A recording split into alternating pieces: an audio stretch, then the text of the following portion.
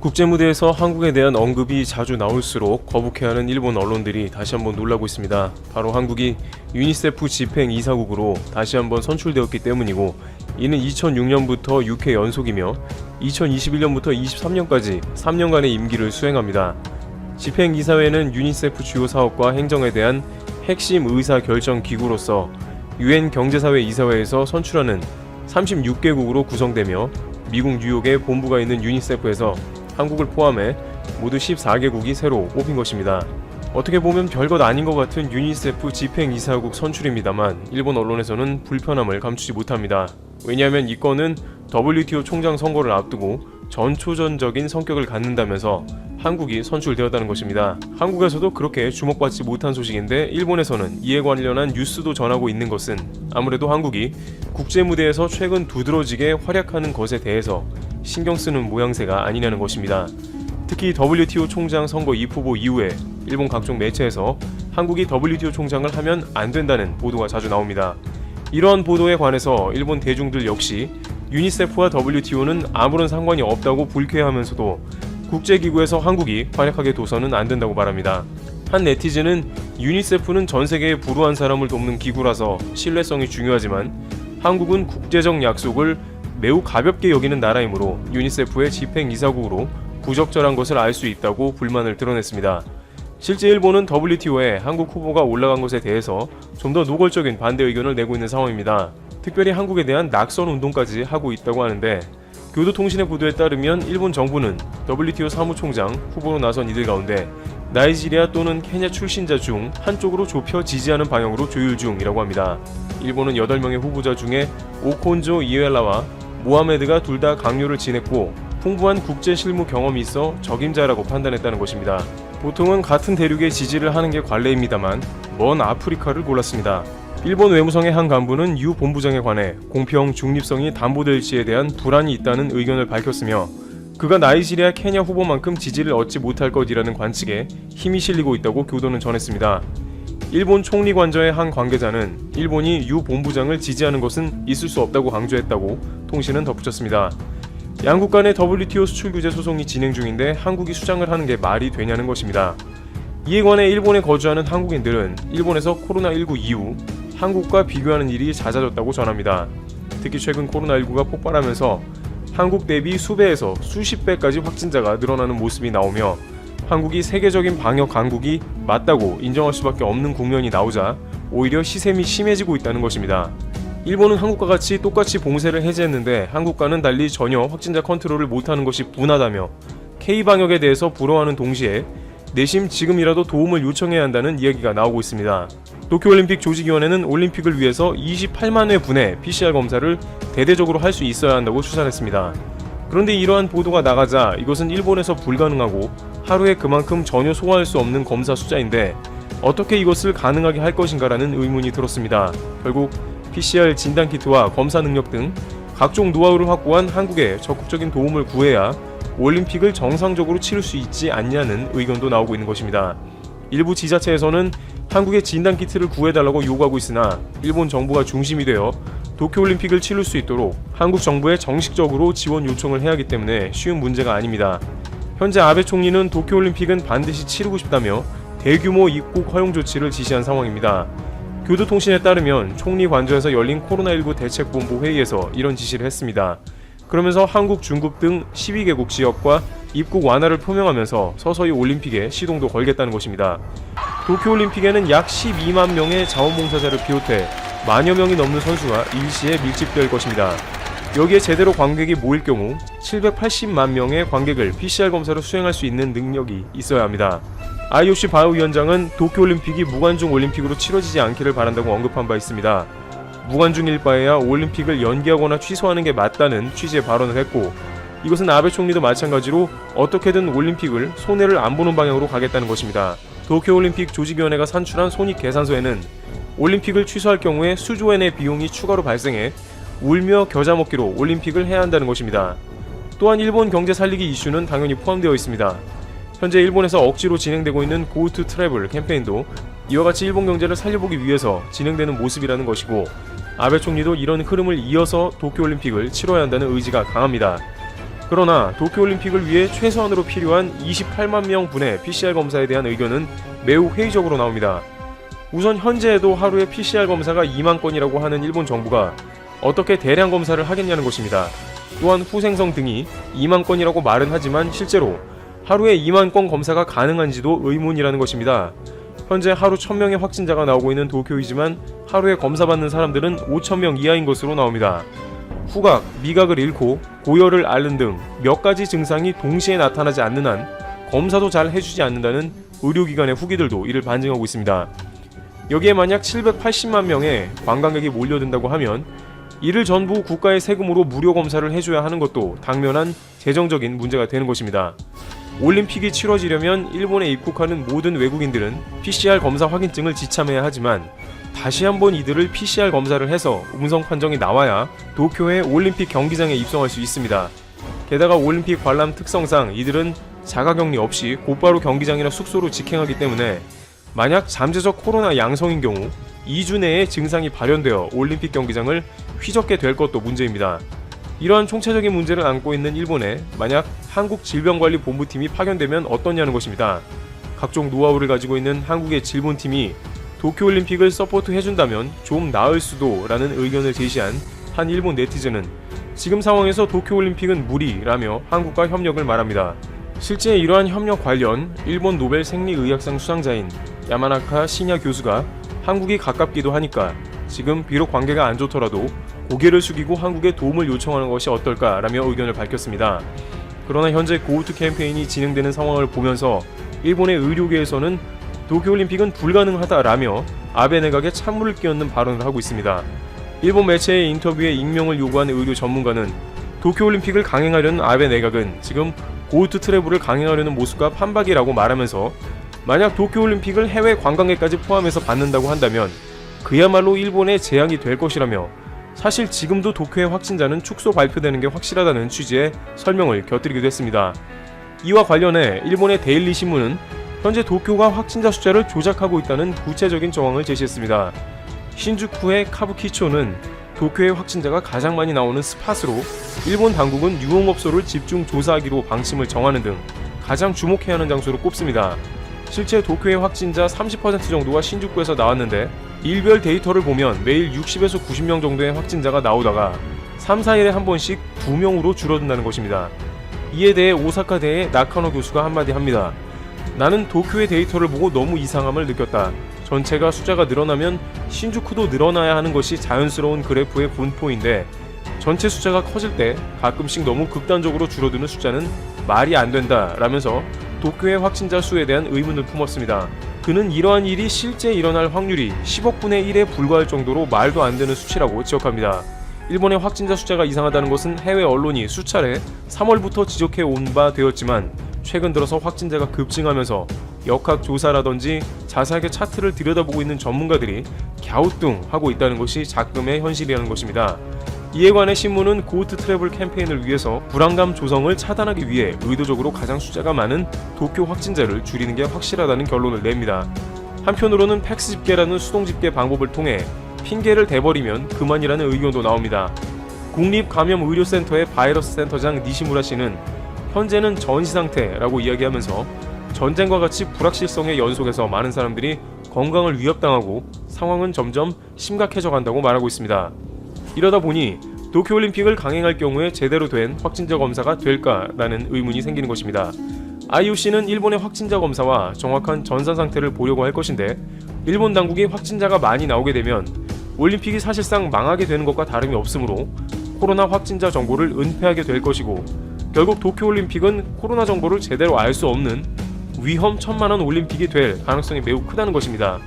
또한 IOC나 기타 국가들이 만족할 만한 코로나 시스템과 PCR 검사 이후에 모든 상황의 전산화를 통해 일목요연하게 상황을 파악할 수 있으려면 현재의 일본 시스템이 아니고 반드시 한국이나 기타 방역 모범국의 개입이 있어야만 불과 1년밖에 남지 않은 2021년 도쿄올림픽을 제대로 시작할 수 있을 것이라는 관측이 나오는 것이죠. 현재 아베 내각은 골치가 아픈 상황으로 올림픽을 취소하자니 손해가 막심해서 취소 결정을 못 내리고 올림픽을 진행하자니 한국 정도의 수준으로 방역을 끌어올려야 하는데 이는 불가능한 진퇴양난에 처한 것입니다. 한국과는 다소 대조되는 일본의 국제무대의 모습이 연출되며 도쿄올림픽 관련 최근 오산 공군기지의 움직임이 대단히 수상합니다. 미 공군 대형 수송기들의 착륙 횟수가 급격히 늘어났고 특수목적 항공기들의 움직임도 활발한 가운데 대형 임대기 3대가 동시에 식별돼 주목됩니다. 7월 23일 하루 동안 무려 3대의 대형 여객 수송기가 오산 미 공군기지에서 식별되어 주목됩니다. 이들은 모두 유사시에 미 태평양 육군의 신속 대응 부대가 있는 기지에서 출발해 오산으로 들어왔습니다. 가장 먼저 들어온 항공기는 아틀라스 에어 8063편으로 이 기체는 대형 화물기인 B747-400 기종으로 이 기체는 20일 오전 9시 21분 오산 공군기지에 착륙해 23일 오전 일본 가데나 기지로 이동했습니다. 두 번째 들어온 기체는 23일 가데나 기지에서 이륙해 한국 시각 오후 4시 27분에 오산 공군기지에 들어온 델타 8956편입니다. 이 기체는 보잉 767-400ER 여객기로 병력 이동에 사용되는 기체입니다. 세 번째 기체는 도착 시간은 확인되지 않고 이륙 시간만 공개된 옴니에어 인터내셔널 272편입니다. 주목할 만한 점은 이 기체는 최근 열흘 동안 오산 공군기지에서 5차례나 이륙했지만 도착할 때 ADS-B를 켰던 적은 한 번도 없었는데요.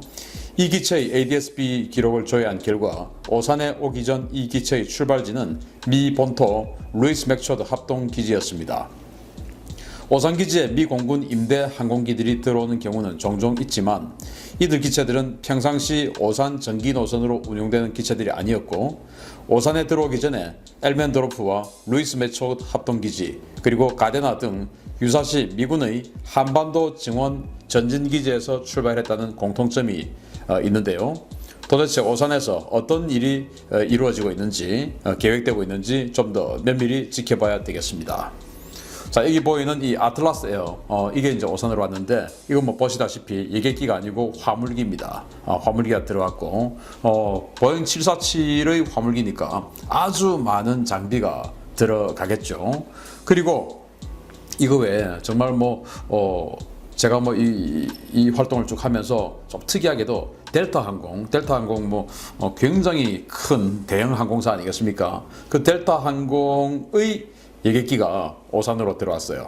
물론 미 공군 수송사령부에서 임대를 한 여객기입니다.